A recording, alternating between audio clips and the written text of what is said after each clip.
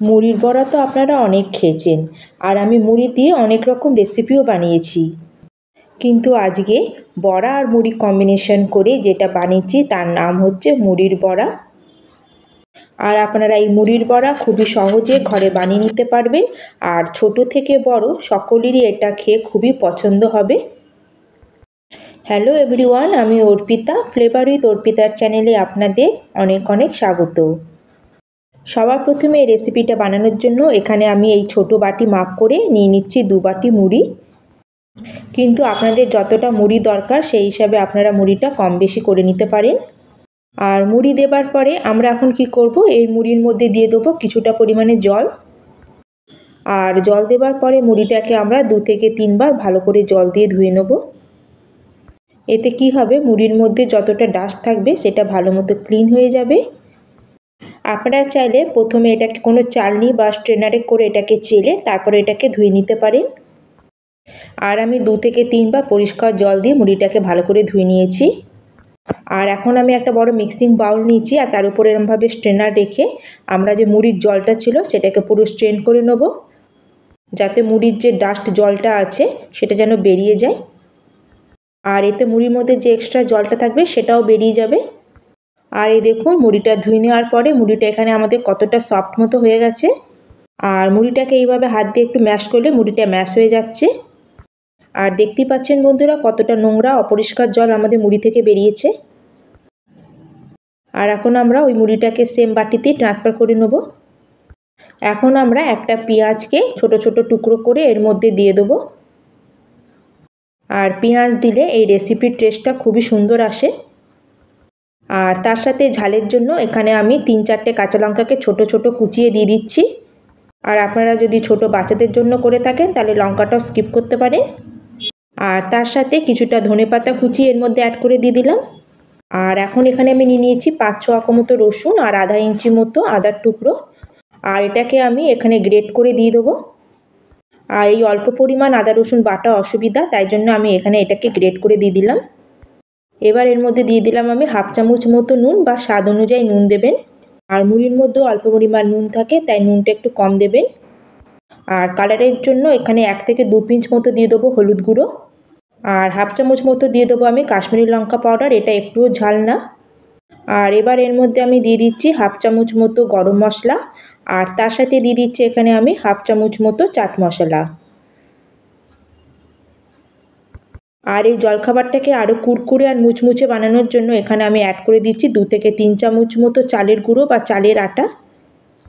আর তার সাথে এখানে অ্যাড করে দিচ্ছি 3 চামচ মতো বেসন। আর এখন আমরা প্রথমেই শুকনো অবস্থাতে এই সব জিনিসগুলোকে ভালো করে হাত দিয়ে একটু মেখে নেব। আর প্রথমেই এর মধ্যে আমরা জল অ্যাড করব না।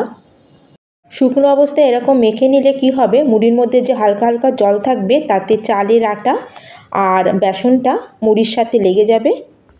আর অ্যাকচুয়ালি আমাদের মুড়ির মধ্যে কতটা জল অ্যাড করতে পারবে সেটা আমরা বুঝতে পারবো। আর প্রথমে এভাবে শুকনো অবস্থায় মেখে এবার অল্প অল্প জল দিয়ে এবার মুড়িটাকে আমরা মেখে নেব।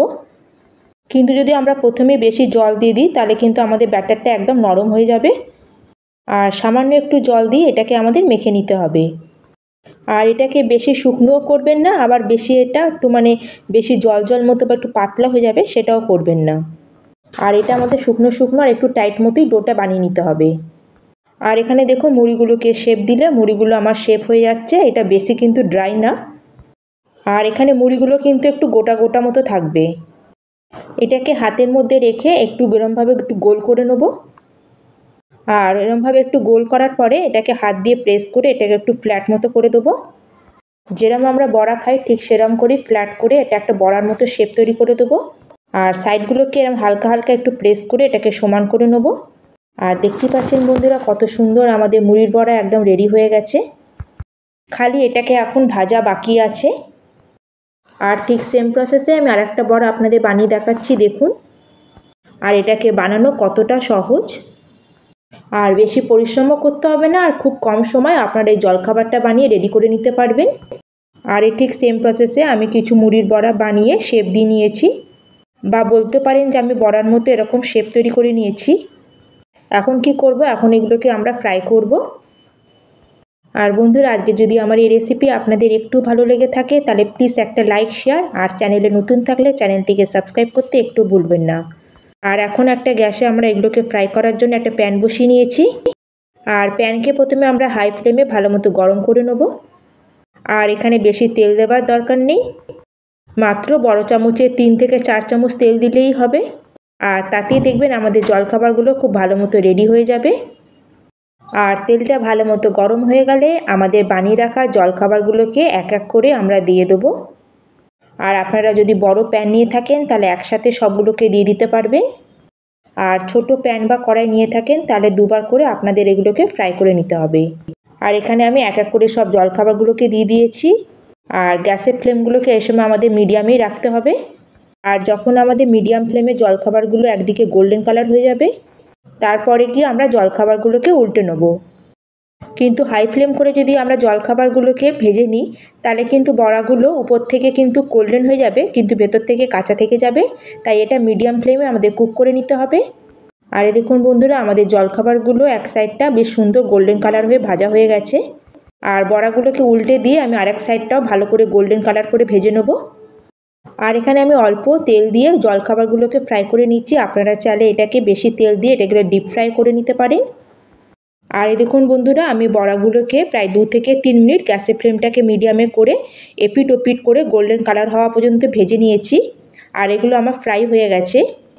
আর এবার জলখাবারগুলোকে আমি প্যান থেকে এক এক করে বাইরে বার করে একটা প্লেটের মধ্যে বার করে নেব।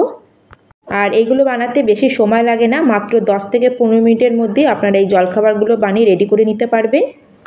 আর আপনারা বাচ্চাদের টিফিনেও এই জলখাবারটা প্যাক করে দিতে পারবেন। আর এটা আপনারা টমেটো কেচাপ হোক বা গ্রিন চাটনি হোক বা চায়ের সাথে এটা আপনারা সার্ভ করে নিতে পারেন। আর এই জলখাবারের সাউন্ডেই আপনারা বুঝতে পারছেন এটা কতটা ক্রিস্পি তৈরি হয়েছে। আশা করছি আজকের জলখাবারের রেসিপিটা আপনাদের খুবই পছন্দ হয়েছে।